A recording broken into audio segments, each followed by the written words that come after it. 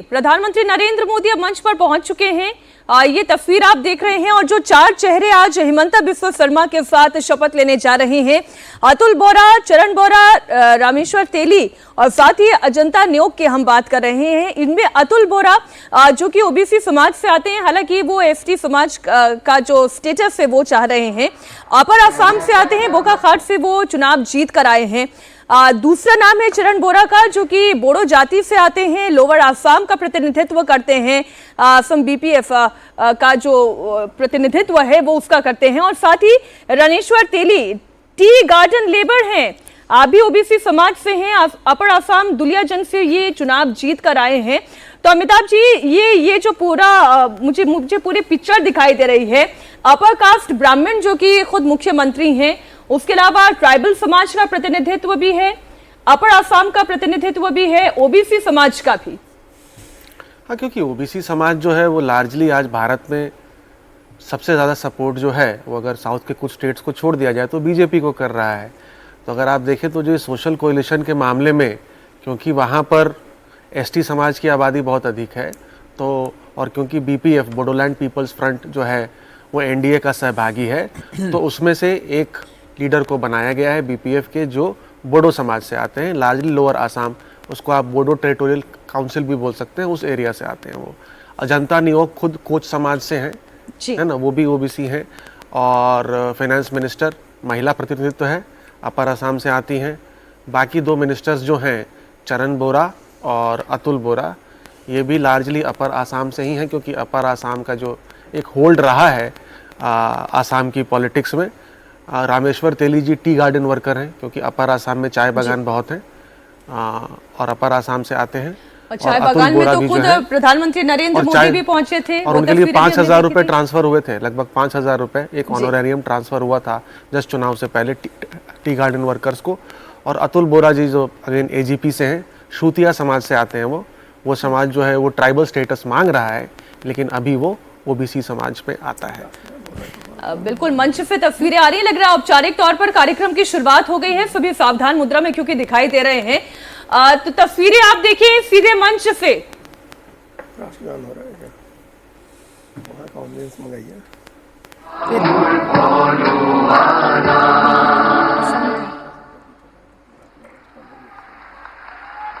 ये तस्वीरें हम आपको दिखा रहे हैं। अभी थोड़ी ही देर में इस कार्यक्रम की औपचारिक शुरुआत हो जाएगी, जब हिमंता असम के मुख्यमंत्री के तौर पर दूसरी बार शपथ लेंगे।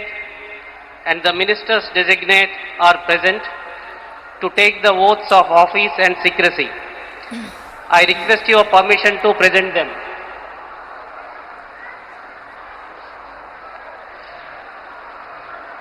The Chief Minister designate shall now be invited to the dais to take the oaths of the office and of secrecy as Chief Minister for the state of Assam. Shri Himanta Biswa Sharma, Chief Minister designate.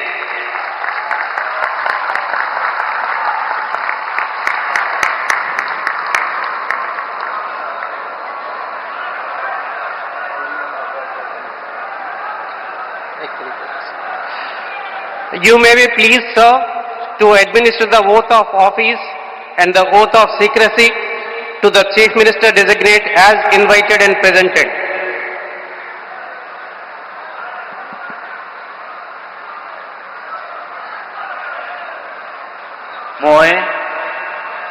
মই Shri Himanta Biswa Sarma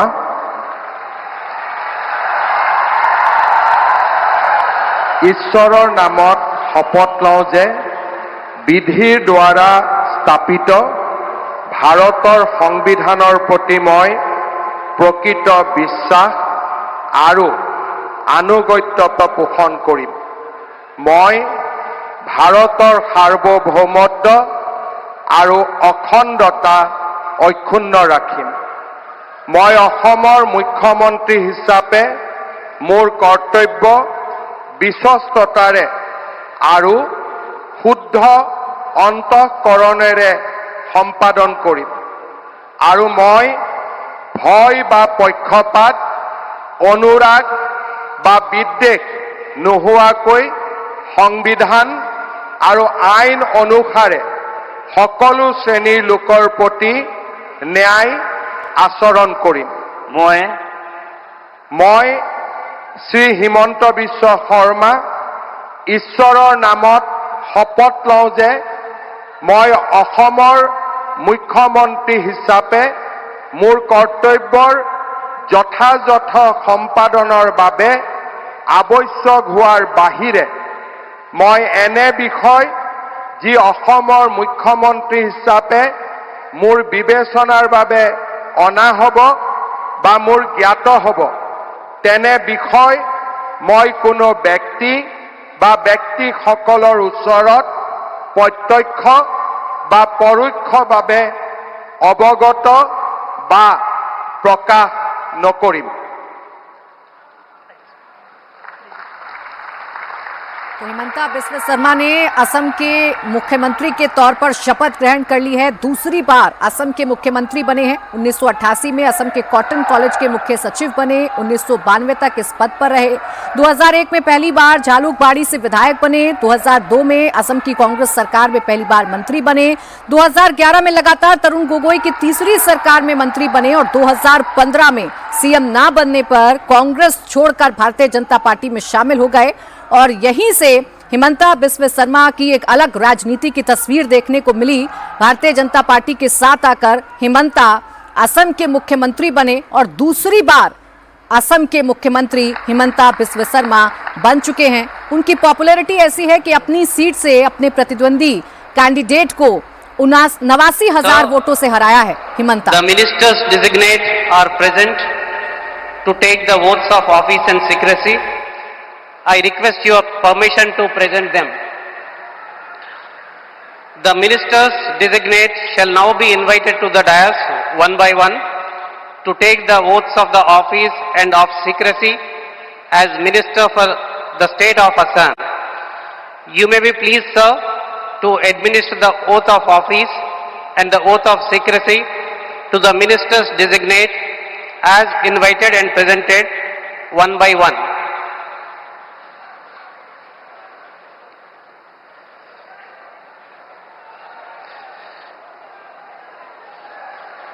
Shri Rameshwar Teli, Minister Designate.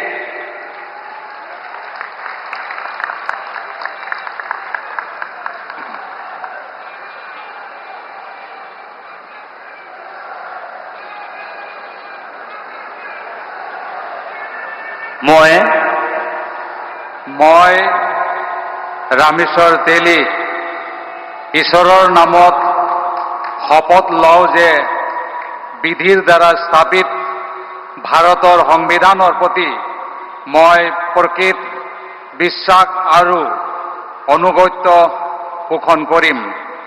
মই ভাৰতৰ সাৰ্বভৌমত্ব আৰু অখণ্ডতা অক্ষুণ্ণ ৰাখিম। মই অসমৰ এগৰাকী মন্ত্ৰী হিচাপে মোৰ কৰ্তব্য বিশ্বস্ততাৰে আৰু শুদ্ধ অন্তঃকৰণেৰে সম্পাদন কৰিম আৰু মই ভয় বা পক্ষপাত অনুৰাগ বা বিখেদ নোহোৱাকৈ সংবিধানৰ আৰু আইন অনুসাৰে সকলো শ্ৰেণীৰ লোকৰ প্ৰতি ন্যায় আচৰণ কৰিম।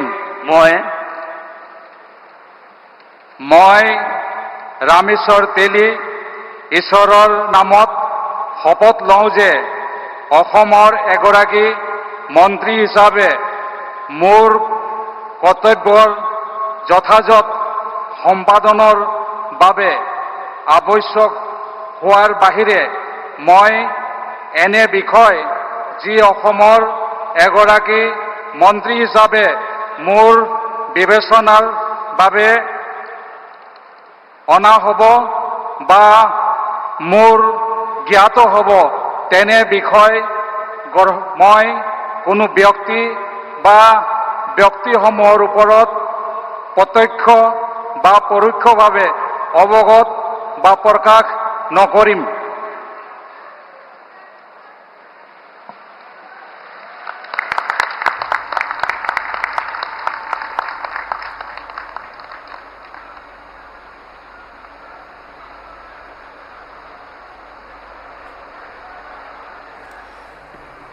तो आप जिनकी तस्वीर देख रहे हैं रामेश्वर तेली, उन्होंने भी मंत्री पद की शपथ ले ली है।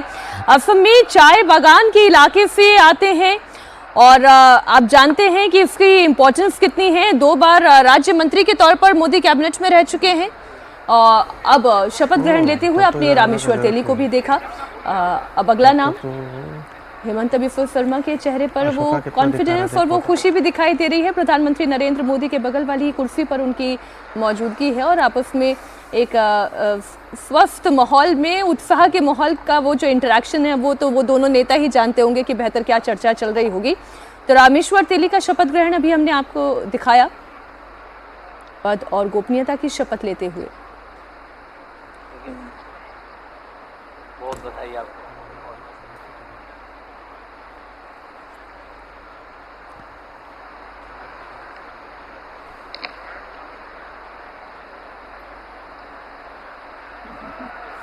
बड़ा शानदार एकदम कंधे पर पैच था ये।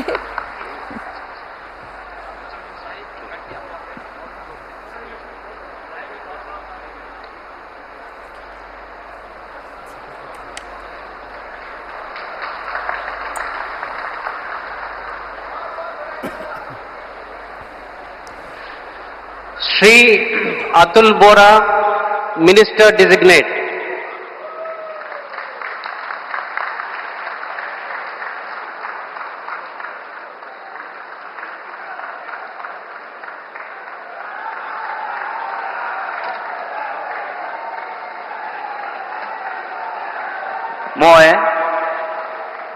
মই শ্ৰী অতুল বৰাই ঈশ্বৰৰ শপত লওঁ যে বিধিৰ দ্বাৰা স্থাপিত ভাৰতৰ সংবিধানৰ প্ৰতি মই প্ৰকৃত বিশ্বাস আৰু আনুগত্য পোষণ কৰিম। মই ভাৰতৰ সাৰ্বভৌমত্ব আৰু অখণ্ডতা অক্ষুণ্ণ ৰাখিম। মই অসমৰ এগৰাকী মন্ত্ৰী হিচাপে মোৰ কৰ্তব্য বিশ্বস্ততাৰে আৰু শুদ্ধ অন্তঃকৰণেৰে সম্পাদন কৰিম আৰু মই ভয় বা পক্ষপাত, অনুৰাগ বা বিদ্বেষ নোহোৱাকৈ সংবিধান আৰু আইন অনুসৰি সকলো শ্ৰেণীৰ লোকৰ প্ৰতি ন্যায় আচৰণ কৰিম।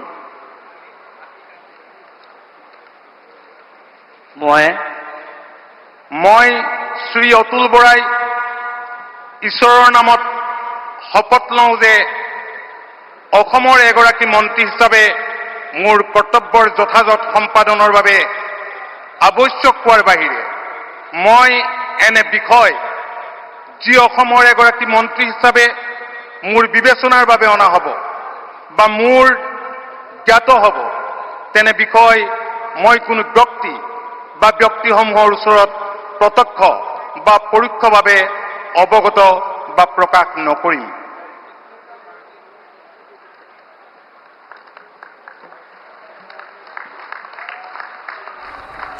শর্ট সিগনেচার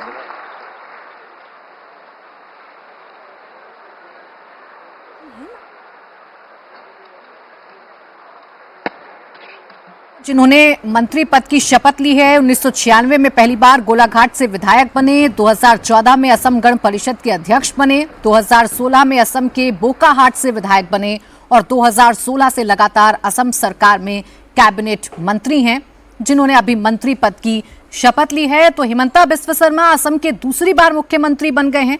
उनके साथ उनके कैबिनेट के सहयोगी भी अब एक एक करके मंत्री पद की शपथ ले रहे हैं, जिसमें पहला नाम था रामेश्वर तेली का और उसके बाद अब दूसरा नाम अतुल बोरा का, जो असम गण परिषद यानी बीजेपी के जो सहयोगी दल हैं, एनडीए के जो सहयोगी दल हैं, उसके अध्यक्ष हैं अतुल बोरा। 1996 में पहली बार गोलाघाट से विधायक बनते हैं और एनडीए के सहयोगी दल के जो अध्यक्ष हैं, आज उनके नेता हैं, उनके साथ भी प्रधानमंत्री नरेंद्र मोदी जिस तरीके से बातचीत करते हैं वही बताता है कि एनडीए कितना सफल गठबंधन है और अपने सहयोगियों को लेकर कैसे पूरी भारतीय जनता पार्टी चलती है।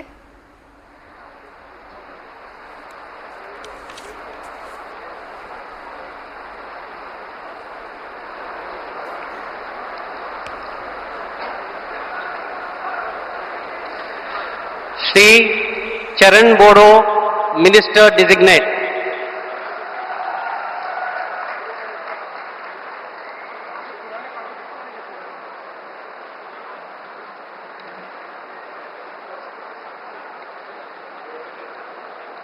आं मुस्रि चरण बर' अबं गसाइनि मुङाव समायखिरा लानानै बुङोदि आङो आयेन खान्थिजों सुजुजानाय भारत संबिजितखौ सैथोयै फोथायगोन आरो गनायगोन।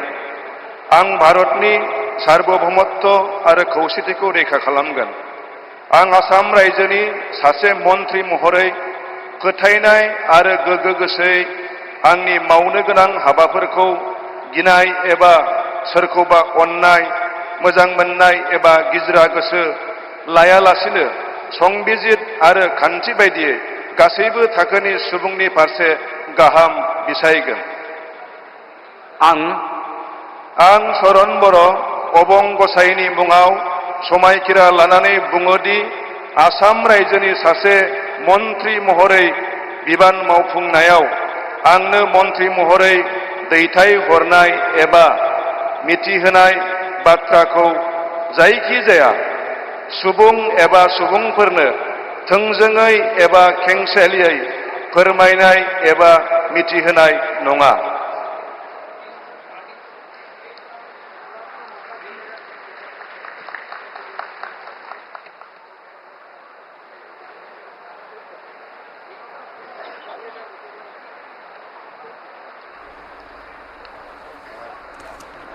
तो चरण बोरो ये भी मंत्री पद की शपथ ले चुके हैं। अक्टूबर 2025 में पहली बार मंत्री बने थे जब बीजेपी और बीपीएफ के बीच में डील हुई थी। उसके बाद इन्हें मंत्री बनाया गया था। मजबूत सीट से लगातार चौथी बार जीत हासिल करके विधानसभा पहुंचे हैं। बोडोलैंड पीपल्स फ्रंट के नेता हैं और जब बीजेपी और बीपीएफ के बीच में डील हुई उसके बाद अक्टूबर 2025 में इन्हें मंत्री बनाया गया था। पहली बार इनको मंत्री बनाया गया था और अब आज जब हिमंता सरकार 2.0 का गठन हो रहा है तब भी इनका नाम शामिल है। मंत्री पद की शपथ चरण बोरो ने भी ले ली है। तो 3 नाम आपके सामने आ चुके हैं और जैसे जैसे मंत्री शपथ ले रहे हैं वैसे वैसे प्रधानमंत्री नरेंद्र मोदी से मुलाकात करते हुए और पीएम भी अपने उसी सहज भाव से मुलाकात करते हुए और फिर इसके बाद बीजेपी की लीडरशिप से मुलाकात करते हुए और एनडीए के जितने भी नेता हैं आज दरअसल असम के इस मंच से एनडीए की एकजुटता की तस्वीर भी देखने को मिल रही है और बीजेपी की मजबूती की तस्वीर भी देखने को मिल रही है।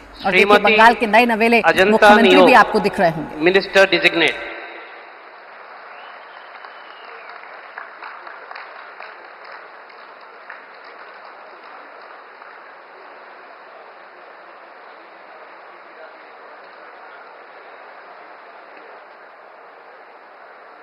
মই শ্ৰীমতী অজন্তা নেওগ ঈশ্বৰৰ নামত শপত লওঁ যে বিধিৰ দ্বাৰা স্থাপিত ভাৰতৰ সংবিধানৰ প্ৰতি মই প্ৰকৃত বিশ্বাস আৰু আনুগত্য পোষণ কৰিম।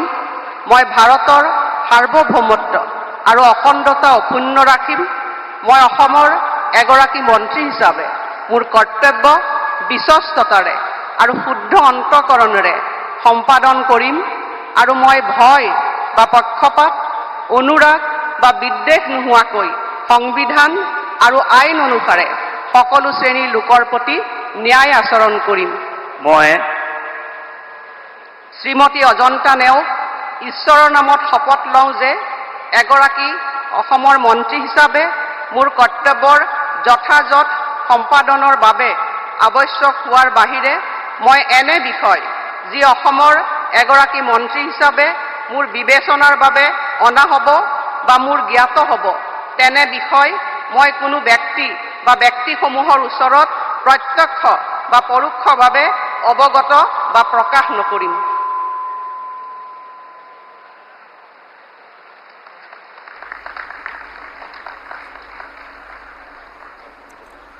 तो अजंता नियोग ने भी मंत्री पद की शपथ ली। असम कैबिनेट में या ये कहें कि हिमंता के कैबिनेट में महिला चेहरे के तौर पर अजंता नियोग को जाना जाएगा। पहली वित्त मंत्री भी असम की महिला पहली वित्त मंत्री बनी अजंता नियोग और बड़ी बात यह है कि ये भी उन्हीं चेहरों में से एक हैं जो कांग्रेस को छोड़कर भारतीय जनता पार्टी में शामिल हुए। 2020 में कांग्रेस का दामन छोड़कर भारतीय जनता पार्टी में अजंता नियोग शामिल होती हैं और उसके बाद उनका कद किस तरीके से बढ़ता है वो भी आप देख ही रहे हैं। हालांकि गोगोई सरकार में भी अजंता नियोग मंत्री रही थी। 1996 में गोलाघाट से पहली बार विधायक बनी। 2002 में असम सरकार में राज्य मंत्री बनी।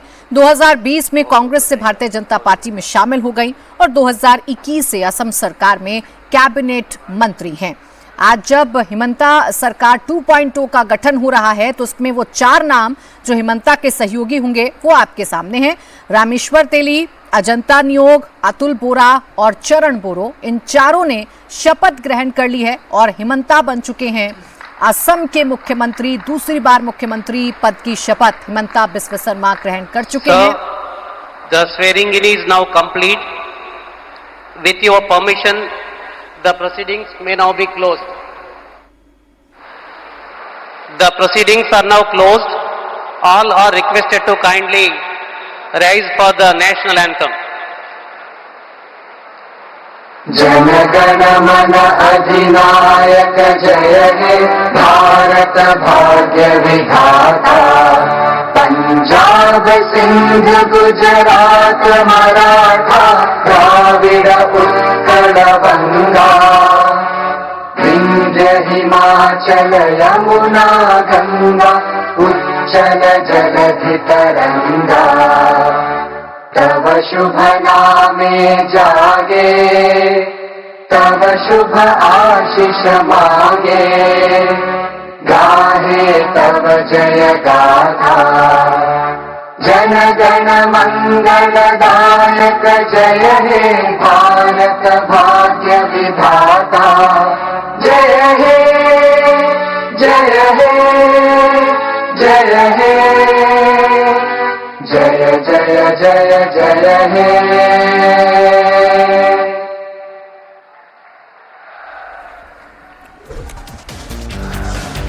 तो ये बड़ी खबर इस वक्त की आपको बता दें, असम में हिमंता की सरकार बन चुकी है। हिमंता बिस्वा शर्मा असम के मुख्यमंत्री दूसरी बार बन चुके हैं। ये हैट्रिक भारतीय जनता पार्टी ने असम में लगाई। तीसरी बार जीत दर्ज की है असम में भारतीय जनता पार्टी ने और इस बार अपने दम पर पूर्ण बहुमत बीजेपी ने हासिल किया है। और अब जब शपथ ग्रहण समारोह संपन्न हो रहा है तो बीजेपी की एक इंटैक्ट तस्वीर, मजबूत सरकार की एक तस्वीर आप देख रहे हैं। प्रधानमंत्री नरेंद्र मोदी बीच में हैं, एक तरफ मुख्यमंत्री हिमंता बिस्वा शर्मा हैं और उनके चारों सहयोगी हैं जिन्होंने आज कैबिनेट मंत्री के तौर पर शपथ ली है।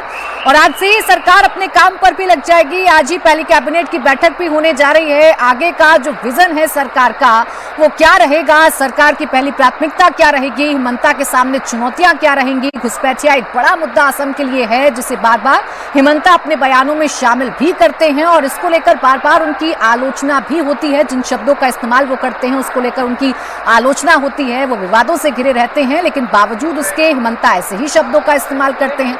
अब देखना यह है कि आगे सरकार किस दिशा और दशा से आगे बढ़ेगी। फिलहाल प्रधानमंत्री मंच से विदा लेते हुए जितने भी बीजेपी शासित मुख्यमंत्री हैं उनसे प्रधानमंत्री नरेंद्र मोदी मुलाकात करते हुए, एनडीए शासित राज्यों के जो मुख्यमंत्री हैं उनसे भी प्रधानमंत्री नरेंद्र मोदी मुलाकात करते हुए। तो ये एक तस्वीर है भारतीय जनता पार्टी की, ये तस्वीर है मजबूत होते एनडीए की, क्योंकि एक तरफ इंडिया अलायंस है जहां पर बिखरा बिखरा सा सब कुछ नजर आ रहा है, एक दूसरे के खिलाफ बयानबाजी होती हुई नजर आ रही है, तो दूसरी तरफ एनडीए है जिसकी सरकार न सिर्फ ज्यादातर राज्यों में है बल्कि नेता एकजुटता के साथ एक दूसरे के साथ कदमताल करते हुए नजर आ रहे हैं। और इसी सिलसिले में अगर हम चर्चा को आगे बढ़ाएं अजीत जी, तो मैं देख रही थी 2014 के बाद से ऐसा मौका कांग्रेस के सामने नहीं आया अपने दम पर किसी स्टेट में वो अपने सीएम को रिपीट करा सकें या अपनी सरकार को रिपीट करा सकें। बिल्कुल, ये मैटर ऑफ फैक्ट है कि भारतीय जनता पार्टी जहां सरकार बना रही है वहां उसकी सरकार रिपीट हो रही है। जो आपने अभी थोड़ी देर पहले एक जुमला कहा कि जो प्रो इनकम्बेंसी का जो एक फॉर्मूला है, जो कोड है, वो क्रैक कर लिया है भारतीय जनता पार्टी ने, वो उसको साध लिया है भाजपा ने और कांग्रेस नहीं साध पाई है। कांग्रेस हर जगह हार जा, रीजनल पार्टीज ने तो रिपीट भी किया, मान लीजिए अन्ना डीएमके ने रिपीट किया था, अभी हेमंत सोरेन ने रिपीट किया, लेकिन कांग्रेस नहीं रिपीट कर पा रही है। तो ये कांग्रेस की कमजोरी है। अभी बहुत सारी बातों पर तो हम लोगों ने चर्चा कर ली है। ये तीसरी शपथ है, जो 5 राज्यों में चुनाव हुए हैं उसमें ये तीसरी शपथ है और हम तीनों बार आप लोगों के साथ हम रहे स्टूडियो में, 2 शपथ और होनी है। हमने तीनों शपथ में, देखिए ये इंडियन डेमोक्रेसी के लिए कोई मतलब अच्छी तस्वीर नहीं है कि अपोजिशन के नेता नहीं आ रहे हैं शपथ ग्रहण समारोह में। ये अच्छी बात नहीं है। पहले एक होता था, पहले एक स्वस्थ परंपरा थी लोकतंत्र की, आप हार गए चुनाव, उसके बाद जो जीता उसको आप बधाई देने आते थे, शपथ ग्रहण में शामिल होते थे। और हमको एकदम 2024 का चुनाव ध्यान है, जब नवीन पटनायक, कोई नहीं कह रहा था कि चुनाव हार जाएंगे, नवीन पटनायक की पार्टी विधानसभा का चुनाव हार गई। इसके बाद भी खुद हार गए थे नवीन पटनायक एक सीट से, इसके बावजूद वो शपथ में गए, उन्होंने बधाई दी नए मुख्यमंत्री को। जब विधानसभा का सत्र शुरू हुआ, पहला सत्र, तो जिस व्यक्ति ने उनको हराया था विधानसभा का चुनाव, उसके पास भी जाकर के उन्होंने बधाई दी थी।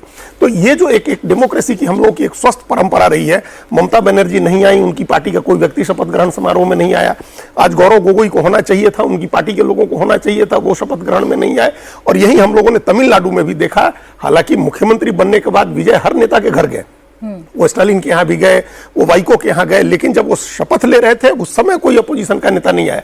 तो ये एक डिफरेंट ही हम लोग पिक्चर देख रहे हैं। डेमोक्रेसी इस तरह कोई बहुत मजबूत नहीं, मतलब एक अच्छी तस्वीर नहीं है। अपोजिशन कोऑपरेट करे, फिर कैसे हम एक्सपेक्ट करें कि आप इसमें कोई रचनात्मक भूमिका निभाएंगे? जो सरकार बनी है, इस सरकार में आप कैसे कोऑपरेट करें, कैसे रचनात्मक भूमिका निभाएंगे? अगर कोई अच्छा काम कर रहे हैं तो उसको आप कैसे सपोर्ट करेंगे? ये तो नहीं होगा।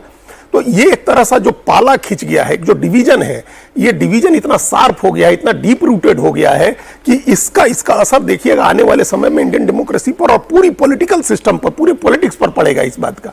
नहीं, जिस बात का जिक्र अभी सर आप कर रहे हैं ना कि जो अच्छा काम सरकार करेगी तो उसके लिए क्या आप सरकार के साथ खड़े रहेंगे, तो ऐसा बीते कुछ सालों से एग्जाम्पल देखने को नहीं मिलता है। विपक्ष विरोध तो करता है विरोध करने के लिए, लेकिन उस विरोध के एवरेज में उसके पास क्या है, बताने के लिए क्या है, उसके ऑप्शन में विपक्ष के पास क्या है, ये विपक्ष कहीं ना कहीं राहुल जी बताने में नाकामयाब रहता है, जिसकी वजह से लगातार असफल हो रहा है। लगातार असफलता का दौर विपक्ष के नेता देख रहे हैं।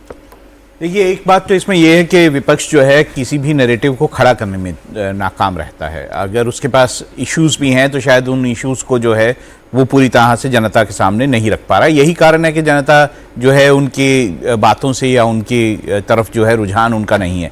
ये बात अलग है कि विपक्ष जो है वो, जैसे अभी अजीत जी बोल रहे थे कि विपक्ष जो है वो इन तरह के समारोहों में नहीं आ रहा। बहुत गलत बात है कि नहीं आ रहा है समारोह में, लेकिन ये दोनों तरफ से है कि अगर विपक्ष के नेता को आप उतना सम्मान देंगे तो शायद वो आएंगे। तो दोनों तरफ से है कि क्या बीजेपी उतना सम्मान दे पा रही है विपक्ष के नेताओं को। तो ये बीजेपी को भी अंदरूनी तौर पे देखना पड़ेगा, क्योंकि एक अगर हम डेमोक्रेसी की बात करें, हम अगर ये सारी बात करें कि भारत में डेमोक्रेसी कैसे पड़ेगी, तो उसमें विपक्ष की भी अपनी भूमिका है। जो सशक्त विपक्ष जो है होना चाहिए। इस वक्त जो हमें दिखाई देता है वो ये है कि बीजेपी का सर्ज है पूरे भारत में, और ख़ास तौर से जो उत्तर भारत है उसमें, या पूर्वोत्तर है, या फिर हम बात करें जो बिहार, मतलब उड़ीसा और वेस्ट बंगाल, इस साइड, और मतलब अगर हम जो है वो दक्षिण भारत को छोड़ दें तो बाकी सारे भारत में आपको जो है बीजेपी का सर्ज दिखाई देता है। बीजेपी की जो नीतियां हैं, उसका जो काम है, उसको लोग सराह रहे हैं और उसके कारण बीजेपी को सिलेक्ट कर रहे हैं। और ये जो सर्ज है सर, ये लाउड एंड क्लियर एक नैरेटिव के साथ है। बीजेपी अपनी विचारधारा के इर्द गिर्द काम करती है। बीजेपी जो चाहती है वो लाउड एंड क्लियर बताती है। लेकिन दूसरी तरफ अगर विपक्ष की बात करें राजकुमार जी, तो विपक्ष थोड़ा कंफ्यूज नजर आता है। अभी हाल ही के मुद्दों पर ले लें, विपक्ष को ऐसा लग रहा है कि चले हिंदुत्व का मुद्दा अब ऐसा मुद्दा है जिस पर आपको आना ही होगा, आपको इस पिच पर उतरना ही होगा। आप सॉफ्ट हिंदुत्व की तरफ आगे भी बढ़ते हैं, लेकिन कई ऐसे मसले हैं जो सीधे तौर पर सनातन से जुड़ते हैं। जैसा भी देवेंद्र ने थोड़ी देर पहले जिक्र किया था कि स्टालिन ने फिर बयान दिया है सनातन के खिलाफ। ऐसे मुद्दों पर आप चुप्पी साध लेते हैं तो जनता जुड़ेगी कैसे आपसे? देखिए, एक तो बड़ी व्यापक संदर्भ में टिप्पणी करें तो मान लेना चाहिए कि राष्ट्रीय राजनीति में और सत्ता राजनीति में भी बीजेपी ने कांग्रेस को पूरी तरह रिप्लेस कर दिया है। 5-6 राज्यों को अगर अपवाद मान लें तो लगभग पूरे देश में बीजेपी और उसके सहयोगी दलों की सत्ता है। अगर बीजेपी की सफलता है तो जाहिर सी बात है कि कहीं न कहीं विपक्षी दल या गैर भाजपा दल अपनी भूमिका में, अपनी राजनीतिक रणनीति में नाकाम रहे। इसमें कोई बहस की ज्यादा गुंजाइश रख दिया। अब जो बात आ रही है टकराव की बात, जो अजीत द्विवेदी जी ने कही, मुझे लगता है बहुत गंभीर मामला है। डेमोक्रेसी में सत्ता पक्ष और विपक्ष, संसदीय लोकतंत्र में दोनों महत्वपूर्ण है। अगर उनमें टकराव होगा, चुनावी टकराव अपनी जगह, लेकिन जब उसके बाद का संचालन है, राजनीतिक व्यवस्था है, उसमें टकराव के बजाय सहयोग जरूरी है देश के हित में, लेकिन वो दोनों तरफ से होगा। अगर विपक्ष बीजेपी को यह मान के चलेगा कि उसको जो जनादेश मिला है वो जायज नहीं है जी, आप आज तक संदेह करते रहेंगे, बीजेपी की जीत पे है, नरेंद्र मोदी के प्रधानमंत्री के कार्यकाल पर, तो बात बनेगी नहीं। या बीजेपी कांग्रेस को माओवादी, मुस्लिम लीगी, विपक्ष को भ्रष्ट, अर्बन नक्सल कहता रहेगा तो भी बात नहीं बनेगी। तो दोनों तरफ से कहीं ना कहीं इसमें गंभीरता से विचार की जरूरत है। आपने जो दोनों बातें कही, अभी यही हो रहा है। एक तरफ विपक्ष है जो अपनी हार एक्सेप्ट नहीं करना चाहता, विपक्ष अपने हार के बहाने ढूंढ रहा है, कभी चुनाव आयोग के पीछे छिप जाता है, कभी एसआईआर के पीछे छिप जाता है। तो दूसरी तरफ अगर सत्ता पक्ष की बात करें या लीडिंग पार्टी की बात करें, तो जिन शब्दों का भी आपने जिक्र किया, विपक्ष के नेताओं के लिए, विपक्ष की पार्टियों के लिए इन्हीं शब्दों का इस्तेमाल किया जाता है। लेकिन चुनौती क्या है अब विपक्ष के सामने? देवेंद्र भी हमारे साथ लगातार बने हुए हैं। देवेंद्र, बीजेपी जिस तरीके से काम करती है या बीजेपी की फोर्स जिस तरीके से काम करती है, वो तो हमने इन 5 राज्यों में देख लिया। अब आने वाली चुनौती 27 में सबसे बड़े राज्य उत्तर प्रदेश में है। क्या चुनौतियां हैं जो अखिलेश यादव को फेस करनी पड़ेंगी? कई सारे फ्रंट पे उसमें चुनौतियां उनके सामने रहेगी। सबसे बड़ी चुनौती उनके सामने ये होगी कि नरेंद्र मोदी जैसा चेहरा, जो कि यूपी से ही सांसद आते हैं, वाराणसी से हम सभी जानते हैं, तो वो चेहरा उसी रूप में यूपी में बीजेपी इस्तेमाल करेगी। दूसरा बड़ा फैक्टर रहेगा कि गृह मंत्री अमित शाह जैसा मास्टर स्ट्रेटजिस्ट, वहां पर उस चुनौती को अखिलेश यादव कैसे निपटेंगे। तीसरी चुनौती ये रहेगी कि राज्य में मुख्यमंत्री के तौर पर योगी आदित्यनाथ की लोकप्रियता। चौथी चीज ये रहेगी कि बीजेपी का संगठन जिस कदर मेहनत करता है, सत्ता में रहते हुए भी बीजेपी के कार्यकर्ता और नेता जिस प्रकार मेहनत करते हैं, क्या अपोजिशन के लोग उस रूप में मेहनत करते हुए नजर आते हैं? अगर जब आपको आप ढूंढे अखिलेश के संदर्भ में भी, तो वो ना होगा। वो ज्यादातर आप देखें तो सोशल मीडिया और प्रेस कॉन्फ्रेंस के मार्फत ट्रोलबाजी वाली जो पॉलिटिक्स कहते हैं, जिससे कि कुछ ऐसा बोलने कि लोग हंस ले, और वो मस्खरा वाली जो राजनीति है, उस लाइन को ज्यादा टोक करते नजर आते हैं। वो एक गंभीर मसला हो सकता है उनके लिए। अगर वो चाहें तो सरकार, जो भी सरकार होती है, उसके खिलाफ ग्राउंड पे बहुत सारे मुद्दे ऐसे होते हैं जिसके सारे एंटी इनकम्बेंसी का माहौल बनाया जा सके, लेकिन उसके लिए ग्राउंड पे बहुत मेहनत करनी होगी। वो चीज नहीं है। नैरेटिव वाला मसला रहता ही रहता है। बीजेपी हिंदुत्व के और डेवलपमेंट के नैरेटिव पे जाएगी। तो ये सारी चीजें ऐसी हैं जो कि अखिलेश यादव जी के लिए भी यूपी में गंभीर चुनौती पेश करेंगी। बिल्कुल। और अखिलेश क्या सीख रहे हैं बंगाल के मैंडेट के बाद, क्या सीख रहे हैं असम के मैंडेट के बाद? अब ये अखिलेश को तय करना होगा कि वो इधर साइड हैं या इधर साइड हैं। बीच में अगर चलने की कोशिश करेंगे तो कितना फायदा अखिलेश को होगा, ये देखना दिलचस्प होगा। बहरहाल बहुत शुक्रिया आप सभी का हमारे साथ आज की इस चर्चा में शामिल होने के लिए। देवेंद्र, आपका भी बहुत शुक्रिया तमाम जानकारी हम तक पहुंचाने के लिए। तो असम में हिमंता ने मुख्यमंत्री पद की शपथ ले ली है। बंगाल में भी कमल खिल गया है। चुनाव के बाद प्रधानमंत्री ने देशवासियों से कई अपील की हैं, जिस पर विपक्ष तिल मिला गया है। मिडिल ईस्ट संकट के बीच प्रधानमंत्री मोदी ने 24 में दूसरी बार देशवासियों से फॉरेन करेंसी बचाने के लिए पेट्रोल डीजल के इस्तेमाल को कम करने की अपील की है। तो प्रधानमंत्री नरेंद्र मोदी की इस अपील के बाद सियासी भूचाल जरूर आ गया है। विपक्ष लगातार इस पर प्रधानमंत्री को और पूरी बीजेपी को घेरने की कोशिश कर रहा है। पीएम ने पहले हैदराबाद और उसके बाद सोमवार को वडोदरा में लोगों से ईंधन और संसाधनों का कम इस्तेमाल करने की अपील की। पीएम ने कहा कि जहां संभव हो पेट्रोल डीजल का उपयोग कम करें, मेट्रो, इलेक्ट्रिक बस और पब्लिक ट्रांसपोर्ट का इस्तेमाल करें। पीएम ने वर्क फ्रॉम होम की अपील करने के साथ साथ स्कूलों से भी अपील की है कि वो ऑनलाइन क्लास को फॉर्मेट लागू करने की कोशिश करें। इसके साथ ही पीएम ने 1 साल तक सोना ना खरीदने, विदेश यात्रा टालने और खेती के लिए केमिकल खाद के इस्तेमाल में कमी लाने की भी अपील एक बार फिर से दोहरा दी है। तो प्रधानमंत्री नरेंद्र मोदी ने जो ये बातें कही हैं, इसका मतलब क्या है, इस पर विपक्ष अब लगातार सियासत कर रहा है। देश के हर नागरिक से अपील है, जहां संभव हो पेट्रोल डीजल का उपयोग कम करें, मेट्रो का उपयोग करें, इलेक्ट्रिक बस और पब्लिक ट्रांसपोर्ट का अधिक इस्तेमाल करें। ये जरूरी है कि सरकारी और प्राइवेट दोनों ही दफ्तरों में वर्चुअल मीटिंग्स और वर्क फ्रॉम होम को प्राथमिकता दी जाए। मैं कुछ स्कूलों से भी आग्रह करूंगा कि कुछ समय के लिए ऑनलाइन क्लासेज की व्यवस्था पर काम करें। खाने के तेल पर भी देश की बड़ी विदेशी मुद्रा खर्च होती है। अगर हम थोड़ा संयम बरतें, तेल की खपत कम करें, खाने के तेल की। तो इससे देश और हमारी सेहत दोनों को लाभ होगा।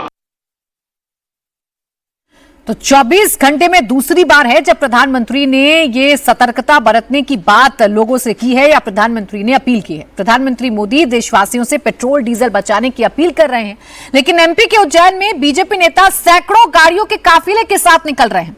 मध्य प्रदेश पाठ्य पुस्तक निगम के नवनियुक्त अध्यक्ष सौभाग्य सिंह ठाकुर के स्वागत समारोह में गाड़ियों का काफिला नजर आया। उज्जैन से भोपाल शपथ ग्रहण समारोह में शामिल होने के लिए बीजेपी नेता 200 से ज्यादा गाड़ियां लेकर समर्थकों के साथ पूरे लाल लश्कर के साथ निकले, वो भी तब जब प्रधानमंत्री तेल संकट के बीच 2 बार पेट्रोल डीजल बचाने की अपील कर चुके हैं। अब सवाल ये है कि क्या सारी जिम्मेदारी आम जनता की है? क्या नेताओं की कोई जिम्मेदारी नहीं है? प्रधानमंत्री ने अपील की है तो उनके अपने ही पार्टी के लोग उनकी इस अपील को अनदेखा या अनसुनी क्यों कर रहे हैं?